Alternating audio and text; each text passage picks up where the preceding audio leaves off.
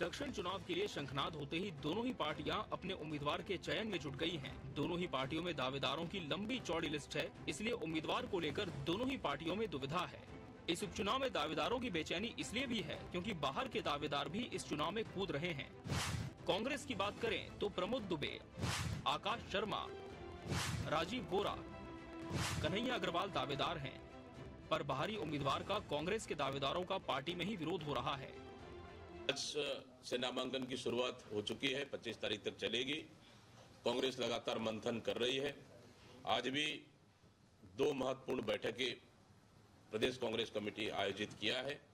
Booth level के कार्यकर्ताओं से बैठक है, चर्चा करेंगे और सीनियर नेताओं से भी मीटिंग है, उनसे भी रायशुमारी लेंगे, चर्चा करेंगे और 20 तारीख को विधानसभा स्तरीय कार्यकर्ताओं का सम्मेलन करने जा रही है कांग्रेस। इस तरह से दक्षिण विधानसभा जीतने के लिए कांग्रेस हर तरह से लगातार प्रयास कर रही है। इधर भाजपा में भी 5 दावेदारों का पैनल बन गया है, जिस पर अंतिम मुहर केंद्रीय चुनाव समिति लगाएगी। सुनील सोनी, संजय श्रीवास्तव, नंदन जैन, मनोज शुक्ला, केदार गुप्ता, यहाँ भी बाहरी उम्मीदवारों की दावेदारी ने दुविधा खड़ी कर दी है। और ये अच्छी बात है कि आज दावेदार ज्यादा संख्या में निकल रहे हैं। कहीं जब स्थिति अनुकूल होती है तभी जो है लोग उधर आकर्षित होते हैं। और रायपुर दक्षिण में चूंकि भारतीय जनता पार्टी जाति, धर्म, क्षेत्रीयता इसके आधार पर चुनाव नहीं लड़ती। किसी भी जाति का, किसी भी धर्म का, किसी भी समाज का व्यक्ति उम्मीदवार हो सकता है। ये राष्ट्रीय नेतृत्व अब तय करेगी। फिलहाल दक्षिण का दंगल सज चुका है, पर इस दंगल में उतरने वाले पहलवान कौन हैं, ये अभी तय नहीं है। दोनों ही पार्टियों में दावेदार बाहरी ना हो, इसको लेकर जो हलचल है वो कई समीकरणों को जन्म दे रही है।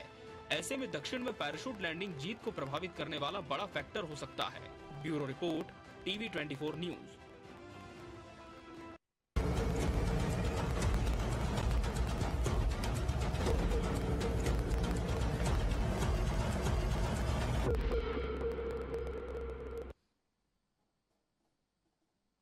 नमस्कार, मैं मोहन तिवारी। आज के मुद्दे में आपका स्वागत है और आज का मुद्दा हमारा आधारित है राजनीति की एक चिर परिचित भाषा जिसमें कहा जाता है पैराशूट लैंडिंग।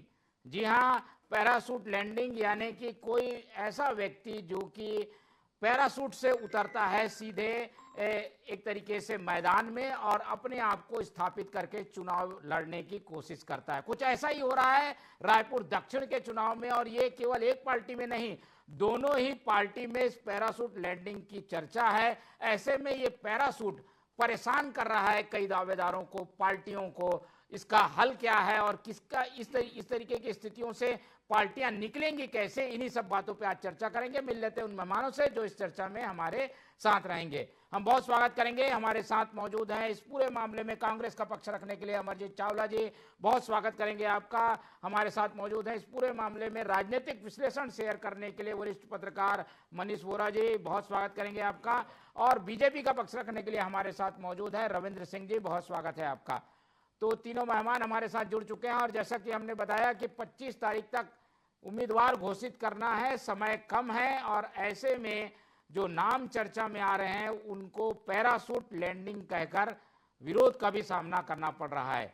क्या ऐसा है पार्टियों में और इसका क्या रास्ता वो लोग निकाल रहे हैं, एक एक करके जानते हैं। सबसे पहले चलते हैं क्योंकि कांग्रेस में ही इसका विरोध सबसे पहले हुआ है। दीपक बैज के सामने विरोध करते हुए कुछ लोग दिखाई दिए हैं, तो चावला जी के पास चलते हैं। चावला जी, कांग्रेस में अक्सर ये वर्ड हम सुनते हैं, पिछले विधानसभा में भी सुना, अभी हरियाणा चुनाव में भी सुना, ये पैराशूट से आप लोग भेजते किसको हैं? क्या इस बार भी दक्षिण में पैराशूट से कोई उतरने वाला है क्या?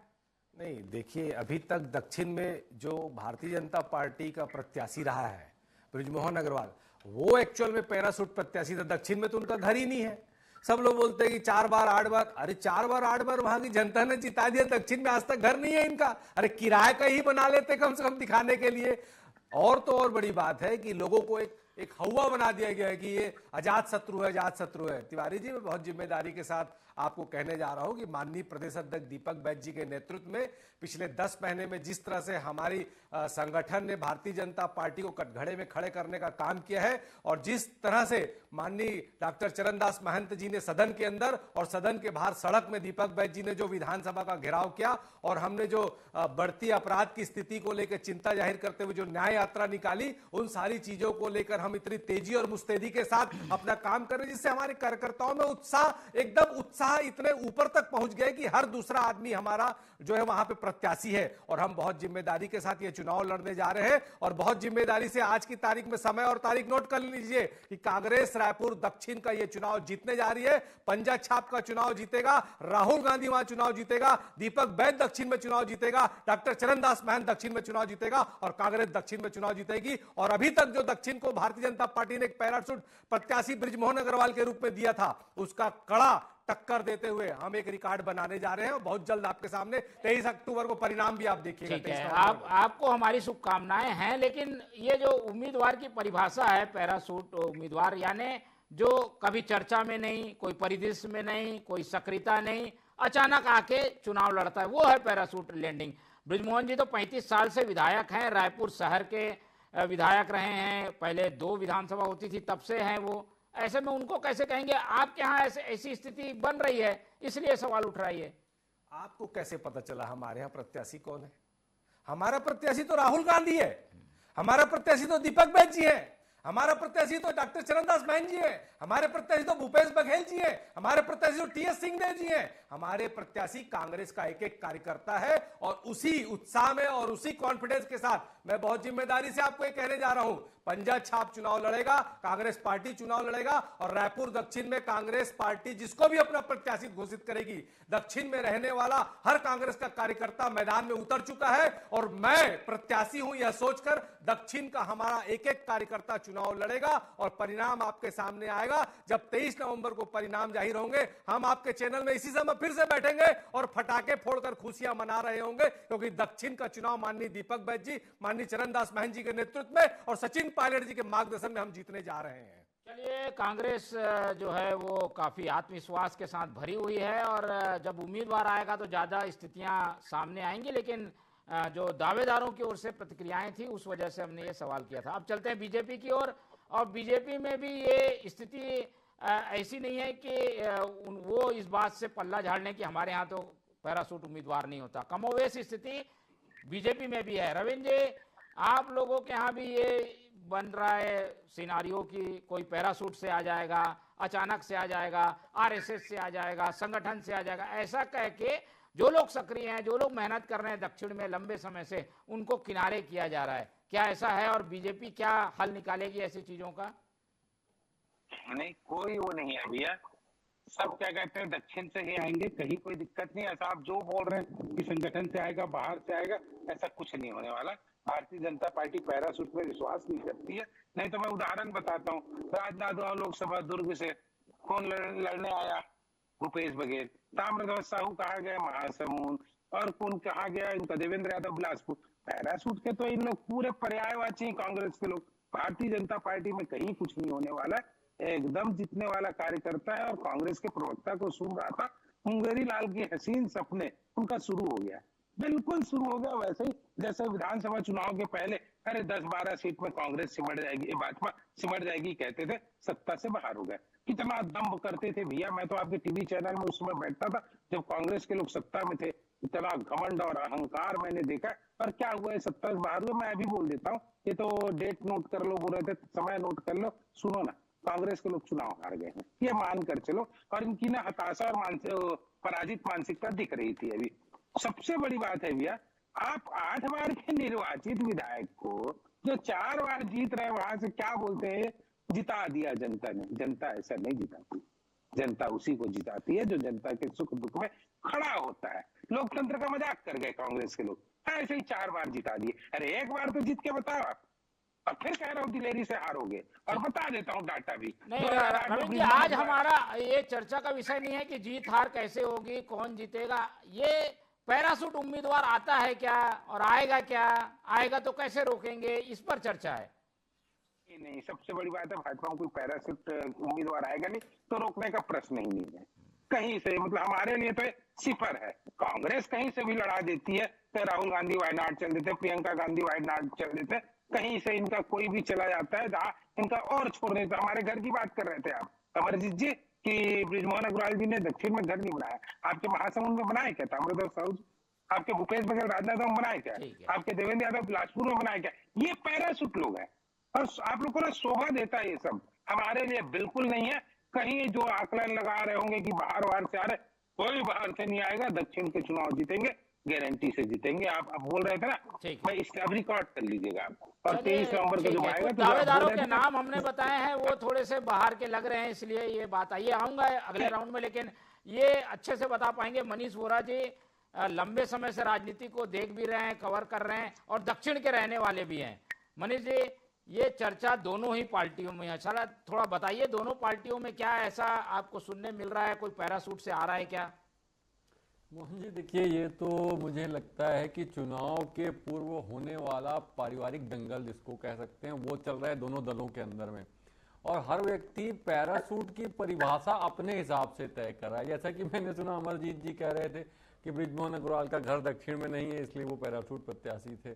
अब यदि दूसरी बात कर लें तो ये कहा जाता है कि जो व्यक्ति, जैसा कि आपने भी एक परिभाषा रखी कि जो व्यक्ति एक्टिव नहीं है, जो है नहीं, जिसका कोई अता पता नहीं है, जो कहीं है नहीं, अचानक से आते हैं चुनाव में, अचानक नाम आता है, प्रत्याशी घोषित हो जाते हैं और अपने आप को स्थापित करने का प्रयास करते हैं, तो पैराशूट की परिभाषा अलग अलग हो सकती है। एक दूसरे को काटने के लिए इस तरीके के दांव चले जाते हैं और कमोबेश उसी तरीके के दांव पे दोनों दलों में चल रहे हैं। और वर्तमान जो परिस्थितियां निकल करके आ रही हैं, निश्चित रूप से देखिए, जब भी अभी छत्तीसगढ़ के यदि उपचुनाव के इतिहास को हम देखेंगे तो इस इतिहास में हमेशा सत्ताधारी दल जो है उसने जीत हासिल करी है, लेकिन ये पहली बार ऐसी परिस्थितियां देखने को मिल रही है। और दूसरी महत्वपूर्ण चीज मैं ये कहूंगा मोहन जी कि पहली बार ये देखने को मिल रहा है कि भारतीय जनता पार्टी के बजाय कांग्रेस जो है वो ग्रास रूट लेवल पर जाकर के बड़ी तैयारी के साथ मैदान में उतरने को दिख रही है। देखिए, बूथ लेवल पर, वार्ड स्तर पर बड़े बड़े दिग्गजों को जिम्मेदारी देकर, 19 वार्डों में बड़े बड़े दिग्गजों को जिम्मेदारी देकर के और बूथ मैनेजमेंट के लिए उनको लगातार मीटिंग की जा रही। तो देखिए, ये ग्रास रूट लेवल पर कांग्रेस उतर चुकी है और बड़े लेवल पर यह तैयारी कर रही है। निश्चित रूप से भाजपा के लिए अलार्मिंग है। जो काम कभी भारतीय जनता पार्टी किया करती थी वो आज कांग्रेस कर चुकी है। उनकी 19 बूथों में तैयारी हो चुकी है। मेरे पास जो जानकारी है उस हिसाब से 19 वार्डों के प्रभारी वहां पर बूथ लेवल तक जाकर के और बूथ कमेटियों का गठन कर चुके हैं। भारतीय जनता पार्टी जो है अब जो है वो बात कर रही है 2 पर, उन्होंने केवल अभी तक लोग घोषित किए हैं, उन्होंने 6, कांग्रेस ने 6 लोगों की घोषणा कर चुकी है। तो ये जो स्थितियां निश्चित रूप से दिख रही है, ये कहीं ना कहीं इस ओर इशारा कर रही है कि दक्षिण के दंगल को लेकर के भारतीय जनता पार्टी के साथ साथ कांग्रेस में भी उतना ही उत्साह देखने को मिल रहा है। और चूंकि ये राजधानी रायपुर की सीट है जहां से पूरे प्रदेश की आबोहवा बनती है, उसको लेकर के ये प्रतिष्ठापूर्ण मुकाबला प्रदेश में देखने को मिलेगा। तो क्या यही वजह है कि कांग्रेस में दावेदार ज्यादा दिख रहे हैं और ऐसे लोग भी आ रहे हैं जो कि सक्रिय नहीं थे कि भाई बूथ मैनेजमेंट तो है, बिसात बिछी हुई है, आते हैं और सीधा चौके छक्के लगाकर टिकट ले आते हैं? मोहन जी, मैंने जो अभी तक स्टडी किया, जिस प्रकार से प्रत्याशियों का जो दावेदारों की लिस्ट आप भी दिखा रहे थे और उसके पहले अन्य तमाम जगह से भी जो दावेदारों की लिस्ट आ रही है, मुझे लगता है उसमें कोई ऐसा प्रत्याशी मुझे दिख नहीं रहा है जो सक्रिय ना हो। राजनीति में सक्रिय होना, देखिए, हो सकता है पर्टिकुलर किसी एक क्षेत्र में वो व्यक्ति सक्रिय ना हो, लेकिन राजनीति में वो व्यक्ति सक्रिय होता है। राजनीति में काम करने की अलग अलग परिभाषाएं होती। कुछ लोग फ्रंट में जाके काम करते हैं, कुछ लोग बिहाइंड द कर्टन काम करते हैं, कुछ लोग प्रबंधन करते हैं। तो अलग अलग क्षेत्र में सबका काम करने का होता है। हर व्यक्ति कहीं ना कहीं काम कर रहा है। मैंने कहा ना कि ये चुनाव के पूर्व होने वाला पारिवारिक दंगल, पारिवारिक में इसलिए कह रहा हूं कि अभी तो लड़ने के लिए विपक्ष से लड़ना बाकी है, अभी तो अंदरूनी लड़ाई चल रही है। और अंदरूनी लड़ाई में जब ये सब चीजें आती है तो एक दूसरे की काट के लिए इस प्रकार की चीजें ली जाती है। और मैंने कहा ना, पैराशूट की परिभाषा, जैसे बोलते हैं ना, हर आदमी हर चीज की परिभाषा अपनी सुविधा के हिसाब से बना लेता है, तो वही स्थितियां यहाँ पर भी है। ठीक है, चलिए। और ये हर पार्टी की एक तासीर होती है कि वो पैराशूट से उतरने वाले को कितना पचा पाती है। कांग्रेस कितनी तैयार है? एक बार चलते हैं चावला जी का। चावला जी, इस बार दक्षिण में बृजमोहन अग्रवाल नहीं होने का एक बड़ा फायदा कांग्रेस को मिलेगा, ऐसी चर्चा है।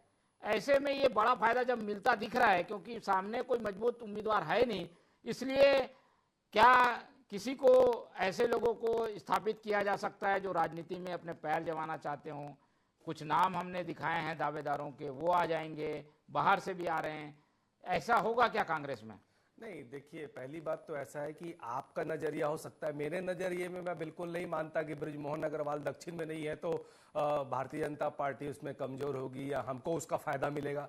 मेरी नजर में उतना प्रत्याशी होता है, पार्टियां चुनाव लड़ती हैं। हाँ, ये जरूर है कि बृजमोहन को जो जनादेश दक्षिण में मिला था, तो दक्षिण के जनता के जनादेश का अपमान भारतीय जनता पार्टी ने किया और पूरे प्रदेश की जनता भी जानती है और राजनीति करने वाले भी लोग जानते हैं कि बृजमोहन को दरकिनार के षड्यंत्र के तहत किया गया, तो निश्चित तौर पर उसका लाभ तो मिलेगा ही। मैं तो बृजमोहन को आपके लोकप्रिय चैनल के माध्यम से ये कहना चाहता हूं कि त्याग समर्पण वहां करो जहां उसकी कद्र हो। दोपहर में दिया जलाने से अंधकार दूर नहीं होता, दिए का वजूद खत्म हो जाता है। तो बृजमोहन अग्रवाल जी, अपने अपमान का बदला लेने का लिए अच्छा समय है, आप कांग्रेस में आ जाइए, आपका हम पूरा सम्मान करेंगे। और दूसरी बात, रही बात परिणाम की, तो परिणाम तो आपको यहीं से दिख गया होगा कि जो विचलन भारतीय जनता पार्टी में दिख रहा है, तो मैं उस पर नहीं बोलना चाहूंगा, पर इतना जरूर बोलना चाहूंगा कि विरासत से तय नहीं होते किस्मत के फैसले। मोहन जी, विरासत से तय नहीं होते किस्मत के फैसले, ये तो उड़ान तय करेगी कि आसमान कितना है, किसका है।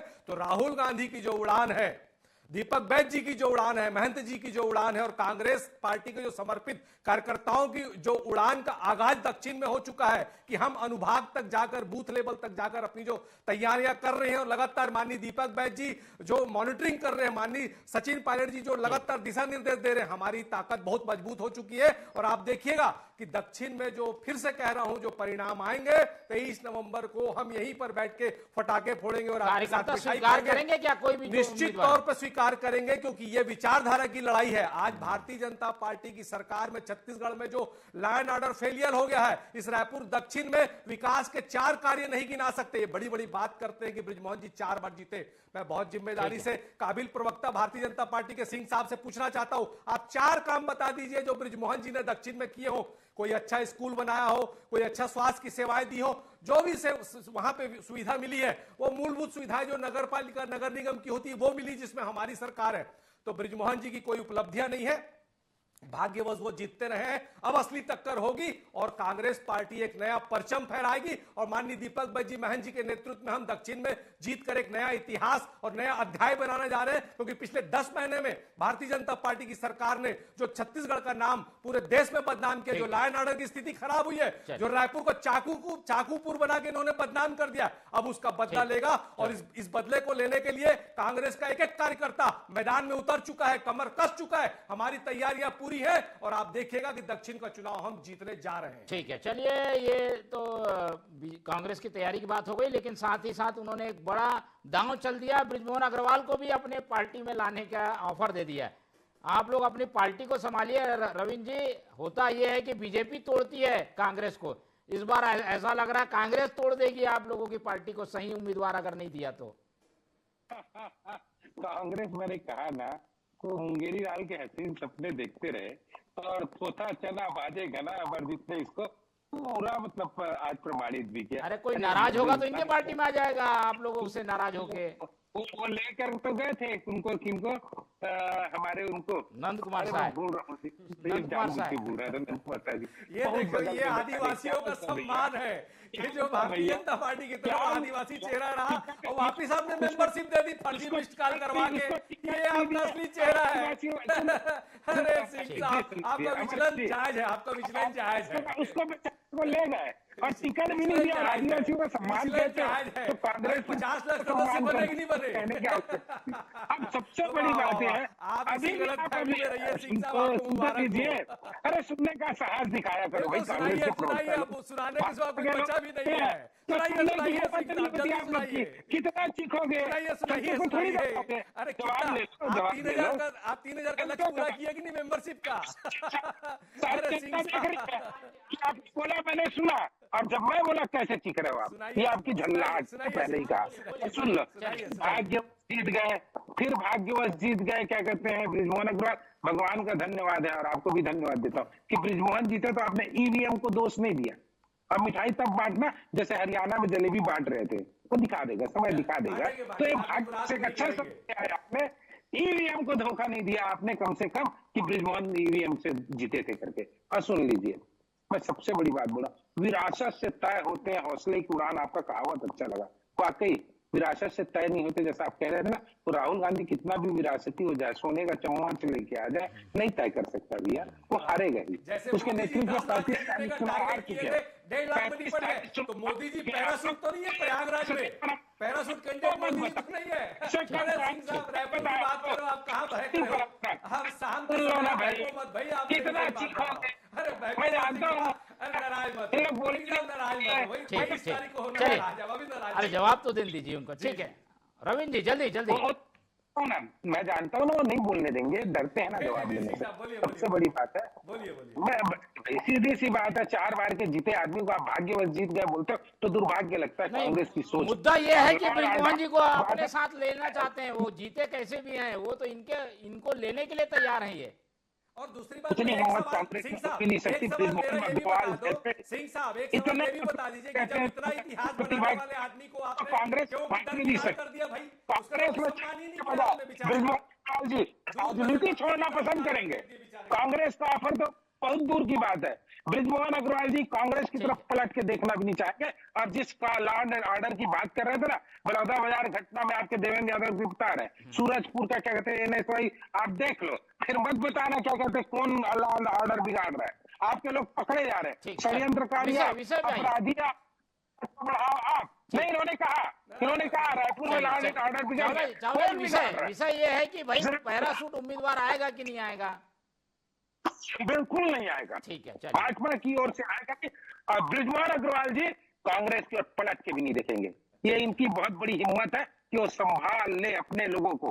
अभी भगदड़ मचेगा, देखिए ना, ठीक है, अभी कांग्रेस में भगदड़ मचेगा, मैं दावा कर रहा हूँ। और जलेबी आप लोग जैसे हरियाणा में बांटे थे ना, खाइएगा, बहुत खाइएगा, दक्षिण का चुनाव देख लीजिएगा। दूध में से मक्खी की तरह निकाल मनीष जी क्या लग रहा है, कार्यकर्ता क्या चल रहा है, कार्यकर्ता के मन में क्या है, कौन कैसा उम्मीदवार चाह रहे हैं दोनों पार्टियों से? मनीष जी के पास चलते हैं। मनीष जी देखिए मोहन जी, सबसे महत्वपूर्ण चीज ये है कि जिस प्रकार ब्रिजमोहन अग्रवाल ने लगातार 7 बार 8 बार रायपुर के विधानसभा सीट से प्रतिनिधित्व किया है, और अभी निश्चित रूप से एक चीज ये जरूर है कि कार्यकर्ता चाहे भारतीय जनता पार्टी का हो चाहे कांग्रेस का हो, मुझे लगता है कार्यकर्ता वो प्रतिनिधित्व चाह रहा है जो युवा हो, फ्रेश चेहरा हो और उसके साथ साथ नेतृत्व करने की क्षमता रखता हो, रायपुर शहर के विकास के लिए लड़ने की कैपेसिटी रखता हो और जनता की मांग को पूरा करवाने का मादा रखता हो और कार्यकर्ताओं की कद्र करना जानता हो। ऐसे प्रत्याशी को जो है वो कार्यकर्ता और जनता छत्तीसगढ़ की जो जनता है राजधानी रायपुर की दक्षिण विधानसभा सीट से चाहती है। और मुझे लगता है कि दोनों ही दलों को लेकर के देखिए एक और महत्वपूर्ण पहलू दक्षिण विधानसभा को लेकर के जो आया था मोहन जी, यहाँ पर पहली बार ऐसा मैंने देखा है कि बड़ी संख्या में ब्राह्मण समाज के लोगों ने एकत्रित होकर के और वो इस सीट पर ब्राह्मण प्रत्याशी को टिकट देने की मांग करी है, दोनों ही दलों से मांग करी है। और यहाँ पर एक चीज देखिए बड़ा डिसाइडिंग फैक्टर भी है, ब्राह्मण मतदाता जो लगभग 40,000 के आसपास इस विधानसभा क्षेत्र में है, वो डिसाइडिंग फैक्टर हैं और वो लोग ये मांग कर रहे हैं कि दोनों दल जो है वो किसी न किसी ब्राह्मण प्रत्याशी को टिकट दे। तो ये भी एक बड़ा फैक्टर वहां पर काम करेगा। और कार्यकर्ता और जो आम जनता है, मैंने कहा ना जिस प्रकार ब्रिजमोहन अग्रवाल की छवि थी उसके आसपास उनके कद का, उनके समान नेतृत्व क्षमता का जो है वो प्रत्याशी जनता चाहती है और कार्यकर्ता भी चाहते हैं। क्या लग रहा है आपको, कौन है उनके समान के आसपास? अभी ये दावेदारों की लिस्ट हम दिखा रहे हैं मोहन जी। देखिए अब दावेदारों की जो लिस्ट है उसमें कौन होगा ये तो नहीं कहा जा सकता, लेकिन मुझे लगता है राजनीतिक दल दोनों जो हैं वो इस दिशा में प्रयास करेंगे कि किसी न किसी ऐसे प्रत्याशी को, युवा चेहरे, नए चेहरे को लेकर के आए और उसको जो है नेतृत्व दिया जाए, क्योंकि निश्चित रूप से दोनों ही दलों में सेकेंड लाइन की जो लीडरशिप है उसको प्रमोट करने के लिए लगातार प्रयास हो रहे हैं, चाहे कांग्रेस की बात करें चाहे भारतीय जनता पार्टी की बात। ठीक है रविंद्र जी, ब्रिजमोहन जी की कमी को कौन भर पाएगा, क्या लग रहा है, कैसे आदमी को खोज रहे हैं आप? नया चेहरा दे देंगे, बिल्कुल फ्रेश पीस आ जाएगा, या फिर किसी अनुभवी को तलाश कर रही है पार्टी? ब्रिजमोहन जी भारतीय जनता पार्टी के कर्मठ कार्यकर्ता थे और इसी तरह का कर्मठ कार्यकर्ता भारतीय जनता पार्टी के पास है, उनका व्यक्तित्व का लाभ मिलेगा और हम भारतीय जनता पार्टी के कार्यकर्ता को देंगे और कांग्रेस को बहुत आसानी से हरा के आएगा। कोई हमारे यहाँ व्यक्तित्व का नहीं होता, हमारा संगठन होता है, व्यक्तित्व का निर्माण करता है।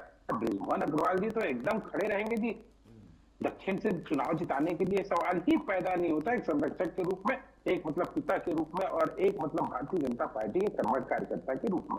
उनके रहते। और वैसे भी भाजपा का जो कार्य है, जैसे हमने महतारी मंडल में किया है, हमने पीएससी की सीबीआई जांच की है, हमने 2 साल का बोनस दिया, सब हमने देखा।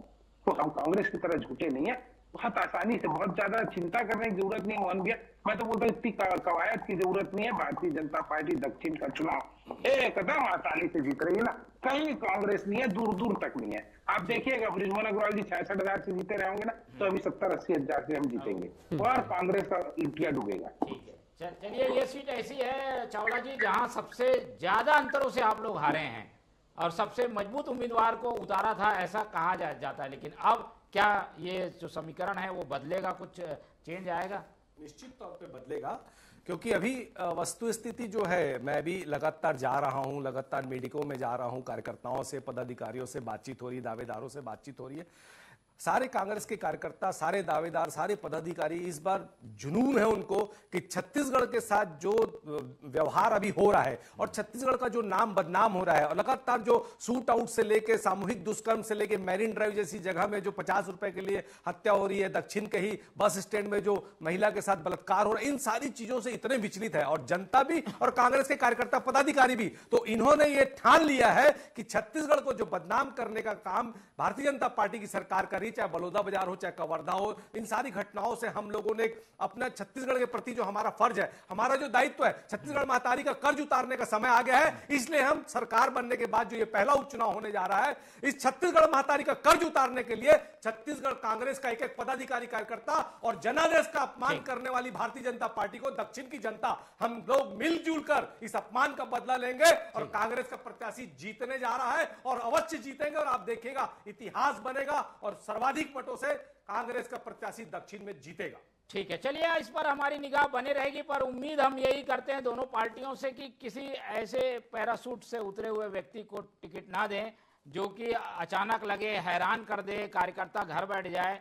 ऐसे लोगों को दे जो कार्यकर्ताओं के साथ दौड़ता हो, काम करता हो, पसीना बहाता हो। तो ये जो मुकाबला है वो काफी दिलचस्प होगा और इसीलिए हम ये कह रहे हैं कि पैराशूट परेशान कर रहा है कार्यकर्ताओं को भी, पार्टियों को भी, नेताओं को भी और इस पूरी व्यवस्था को भी कि अचानक कोई पैराशूट से उतर जाता है और वो लोग जो जमीन में काम कर रहे हैं वो परेशान होते रहते हैं। इस पूरी चर्चा को आज यहीं खत्म करते हैं। हमारे साथ मनीष वोरा जी जुड़े, उनका बहुत धन्यवाद। हमारे साथ अमरजीत चावला जी थे, उनका बहुत धन्यवाद। और हमारे साथ रविंद्र सिंह जी ने समय दिया अपना कीमती, उनका भी बहुत बहुत धन्यवाद।